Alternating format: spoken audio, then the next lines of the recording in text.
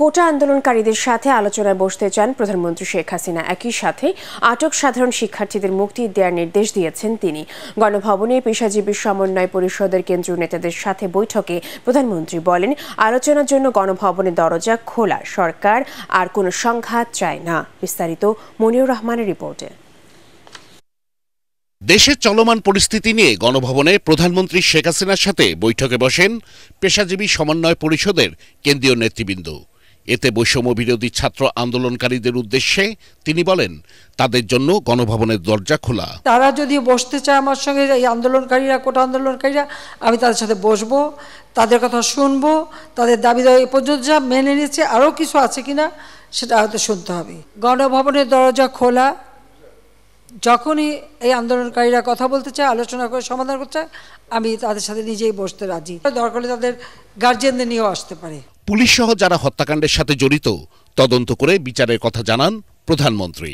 রংপুরে একটা ঘটনা ঘটেছে, যে পুলিশ দায়ী সেই পুলিশকে সাসপেন্ড করা হয়েছে এবং তার বিরুদ্ধে তদন্ত হচ্ছে এবং তার বিচার হবে। যারা এর সঙ্গে জড়িত, সে যেই হোক, সে পুলিশই হোক বা অন্য যে কেউ হোক,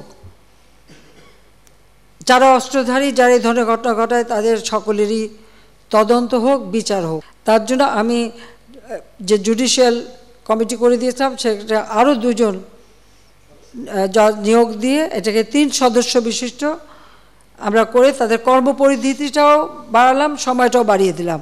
আমি এটা স্পষ্ট বলি, হত্যাকাণ্ডের সঙ্গে যারা জড়িত, সে যেই হোক, অবশ্যই তাদের বিচার করা হবে। একই সাথে সাধারণ শিক্ষার্থী সহ যারা হত্যার সাথে জড়িত নয়, তাদের অবিলম্বে মুক্তি দেওয়ার নির্দেশ দেন তিনি।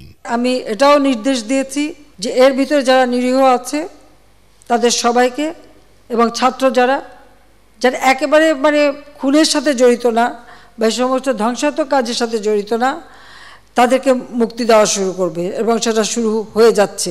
এ সময় পাবলিক বিশ্ববিদ্যালয়, সরকারি ও স্বায়ত্তশাসিত প্রতিষ্ঠানে প্রস্তাবিত প্রত্যয় পেনশন স্কিম বাতিলের ঘোষণাও দেন প্রধানমন্ত্রী শেখ হাসিনা। বিশ্ববিদ্যালয়, স্বায়ত্তশাসিত প্রতিষ্ঠান এবং প্রজাতন্ত্রের সকল বেতনভোগী কর্মচারীদের ক্ষেত্রে সার্বজনীন পেনশন ব্যবস্থায় অংশগ্রহণের বাধ্যবাধকতা বাতিল করে দিয়েছি। বৈঠকে আন্দোলনরত সাধারণ শিক্ষার্থীদের প্রতি যত্নবান ও সহনশীল থাকার নির্দেশনা দেন প্রধানমন্ত্রী। মনিউর রহমান, এটিএন বাংলা, ঢাকা।